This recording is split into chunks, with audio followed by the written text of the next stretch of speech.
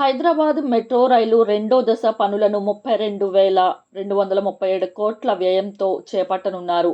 రెండో దశలో కొత్తగా ఏర్పాటవుతున్న ఫ్యూచర్ సిటీకి మెట్రో రైలు పరుగులు తీయనుంది. మొదటి దశలో 3 కారిడార్లలో మెట్రో రైలు 69 కిలోమీటర్ల మేర పరుగులు తీస్తుంది.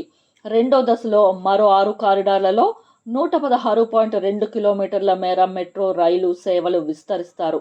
రెండో దశ పూర్తయితే మొత్తం 9 కారిడార్లలో 185 కిలోమీటర్ల పరిధిలో మెట్రో రైలు పరుగులు తీయనుంది.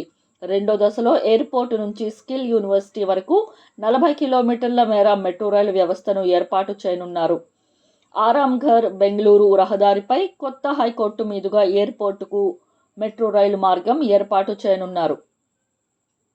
పోర్టు సిటీకి 8,000 కోట్ల అంచనా వ్యయంతో మెట్రో రైలును తీసుకురానున్నారు.